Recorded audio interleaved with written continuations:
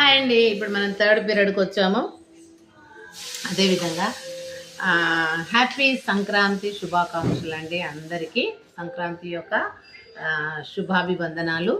మీరందరూ కూడా ఇప్పుడు చాలా ఉత్సాహంగా మరి అన్నీ ఇంతవరకే మనం పండగ కొరకు ఏమేం చేసుకోవాలి, పిల్లలకు భర్తకు వండి పెట్టాలి, లేకపోతే తల్లిగా ఉంటే పిల్లలకు వండి పెట్టాలి, ఇలాంటివన్నీ కూడా ముందే ప్రిపేర్ అయి ఉన్నాము.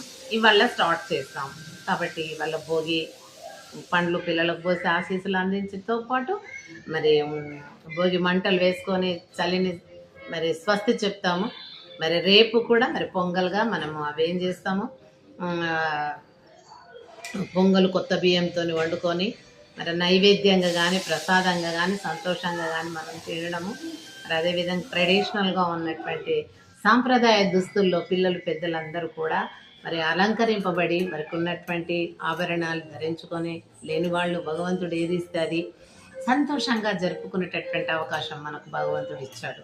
మరి రేపటి రోజు కూడా మరి ఎల్లుండి మూడో రోజు కనుమ రోజు చక్కగా మరి వ్యవసాయ పనిముట్లకు పూజలు చేసుకొని మరి సంతోష సంబరాలతో పాటు కోడి పందాలు మరి ఇంకా దాంతోపాటు మరి మంచిగా నాన్ వెజ్ తినేవాళ్ళు గొప్ప గొప్పగా అన్ని కోళ్ళు కోసుకొని ఇలా మరి చాలా బాగా చేసుకుంటారు. మళ్ళీ సంక్రాంతి వరకు వాళ్ళకు అలసట లేకుండా ఉన్నంత సంతోష సంబరాలు వ్యక్తం చేసుకుంటూ ఉంటారు. కానీ ఒకటి ఏంటంటే చూడండి, ఇవన్నీ మనకు మార్పులు సంతోషాన్ని ఇస్తున్నాయి.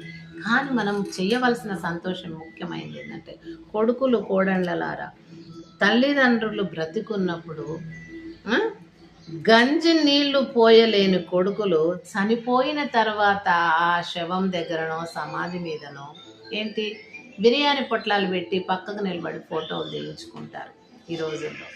మరి అది పండగ సందర్భంగా ఎందుకు చెప్తున్నానంటే, వాళ్ళను తల్లిదండ్రులను మించిన దైవం లేదు అని మనం స్లోగన్ ఉంది కాబట్టి ముందు మనము ఏ భగవంతుని పూజించక ముందు తల్లి తండ్రికి నమస్కరించి ఆ వెనకట బయటికి వెళ్ళేవాళ్ళు.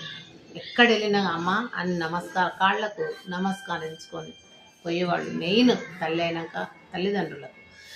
అలా మరి తల్లిదండ్రుల యొక్క ఆశీస్సులు తీసుకున్నటువంటి కుటుంబాలు ఆశీర్వదింపబడతాయి.